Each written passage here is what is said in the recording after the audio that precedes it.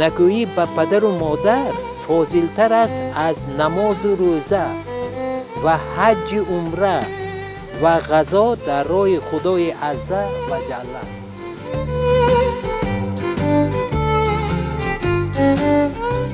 به مربی زیر گردون معتبر نتوان شدن، ماهی نو را رفته رفته چرخ عالمگیر کرد. آره، به استاد کس نمیتواند از دایره تفکر محدود بیرون گشته عالم و آدم را درک نماید. از قدیم الایام بزرگان علم و ادب به استاد احترام بی‌پایان داشته در مورد ضروری به این شخصیت بی‌نظیر مراجعت می‌کردند. آنها در سیمای استاد شخص دانشمند و فاضل و روشنضمیر و برنادل را می‌دیدند. شادروان محکم سیف‌الله از زمره چنین شخصان ناتکرار بودند که پستی و بلندی، شیب و فراز حیات را از سر گذرانیده سوی مهارت، موفقیت و فتح قله‌های مقصود قدم‌های استوار گذاشته به خلق و وطن خدمت‌های شایسته نمودند که تا ابد از خاطرات شاگردان و اطرافیان فراموش نخواهد گشت. خداوند انسان را از دو حقیقت آفریده است. یکم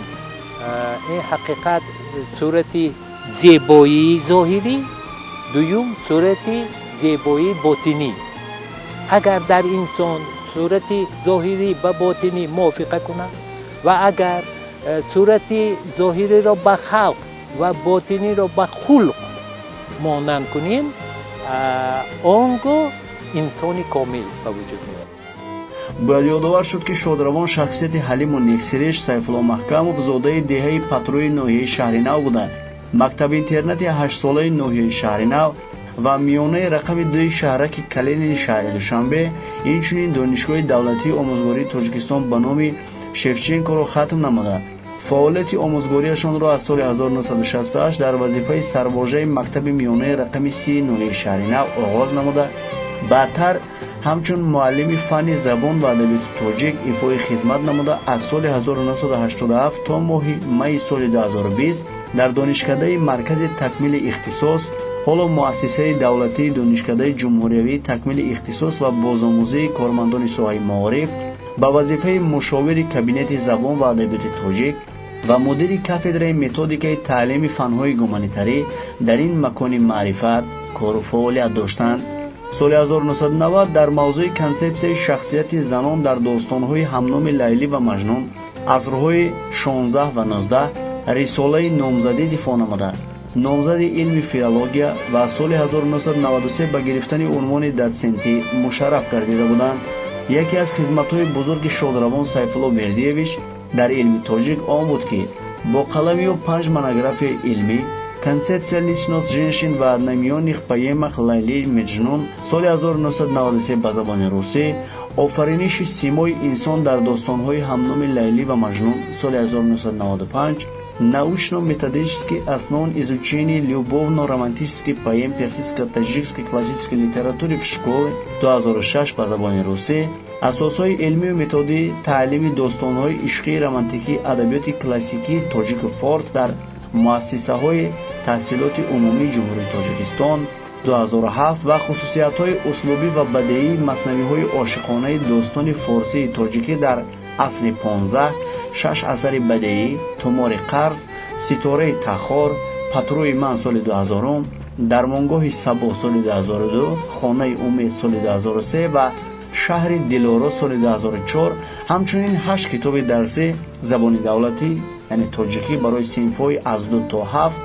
و از 10 تا 11 سال‌های 2007 تا 2010، 6 برنامه تعلیمی برای آموزگاران فن‌های زبان و ادبیات تاجیک و زبان دولتی یعنی تاجیکی سال‌های 1992 تا 2010، 59 دستور متدی از قبیل دفتر مشق الفبا با زبان فارسی، تعلیم داستان‌های لیلی و مجنون در مکتب سال‌های 1994، تربیه معنوی خوانندگان هنگام بازی‌های شوق‌آور در مکتب، تعلیم دولرانی و خضرخوان امیر خسرو در مکتب سال 1997، داستان خسرو و شیرین نظامی و تعلیم آن در مکتب سال 1999، قانون زبان و تطبیق آن، تعلیم شعر باقر رحیمزاده معلم در صنف 5 سال 2002، پرسش‌ها برای آزمون تستی از حیات و ایجادیات میرزا ترسونزاده، لغت مختصر تاجیکی ازبکی اجداد ما سال 2005، چند مصلحت اوید به اصول تعلیم زبان تاجیکی در صنف‌های غیر تاجیکی، آریایی‌ها و کارنمایی‌های آنها، استفاده اثرهای پرزیدنت جمهوری تاجیکستان امامعلی رحمان در جریان تعلیم فن‌های گومانیتری مکتب‌های تحصیلات عمومی، کلید گنج‌ها، بازی‌های شوق‌آور در درس‌های زبان و ادبیات تاجیک، آموزش حیات و ایجادیات رودکی در مکتب، زبان ما جهان ما سال 2008، 36 فیلدوار، آموزش حیات و ایجادیات امام اعظم در مکتب، راهنمای امام اعظم سال 2009، مجموعه دیکتان و نقل خطی برای صنف‌های از 5 تا 9 سال 2010، رنج معلم، توصیف‌های متدی، مقام دو موضوع مهم در مثنوی‌های عاشقانه داستانی اصل 15 سال 2011، لغت مختصر تاجیکی، روسی، ازبکی، انگلیسی سال 2012، رساله سفر حج دوشنبه 2019 و در سالهای گوناگون بیش از 700 مقاله‌های جداگانه علمی و متدی و ادبی و عمومی با قلم شخصیت زنده‌یاد سیف‌الله بردیویچ تهیه و منظور جامعه تاجیکستان گردیده بودند که تا حال مورد بهره برداری عام قرار دارد. همچنین شادروان سالهای 1982-1985 در جمهوری اسلامی افغانستان مسئولیت اینترنشنالیستی داشته. 4 مرتبه سالهای 1994، 1996، 1998 و 2000 برای عوض نمودن تجربه پداگوگی با توصیه وزارت معارف و بزرگداشت رحلت امام خمینی با توصیه حکومت جمهوری عظیم جمهوری اسلامی ایران بودند. اینچنین در روند فعالیت پرثمر خویش شادروان سیف‌الله محکموف با یک چند افتخارنامه، نشان و مدال‌های جمهوری تاجیکستان و سابق اتحاد شوروی سرفراز گردیده بودند. همچنین شخصیت زنده‌یاد سیف‌الله محکموف ماه اپریل سال 2019 диссертация دکتری خود را در موضوع идейно-художественные особенности любовно-романтических поэм в персидско-таджикской литературе 15 века дар шӯрои диссертатсионии донишгоҳи давлатии омӯзгории тоҷикистон ба номи Садриддин Айнӣ ҳимоя намуда унвони докториро низ мушарраф гардида буданд. Шодравон лаҳни ширин, садои хушу форами ширадор, тарзи қироату баёни дилнишин ва услуби хониши дилангез доштанд. ишон бо он ҳама бузургию донишмандӣ ва обру эътибор дар ниҳояти фурӯтанию хоксорӣ бо кас муомилаву суҳбат мекарданд. қадри устод аз падар беш аст ва аз падар устод дар пеш аст. هیچ جای پوشیده نیست که تعلیم و تربیه کمی کاسته شده است. از این رو باید فرض کنیم که جهانیان مردم ما رو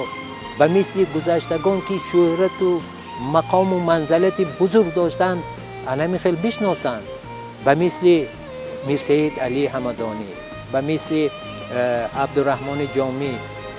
که آن کس هم مولود دارند و به مثل ابو عبدالله رودکی و کمال خوجندی و مانند اینها.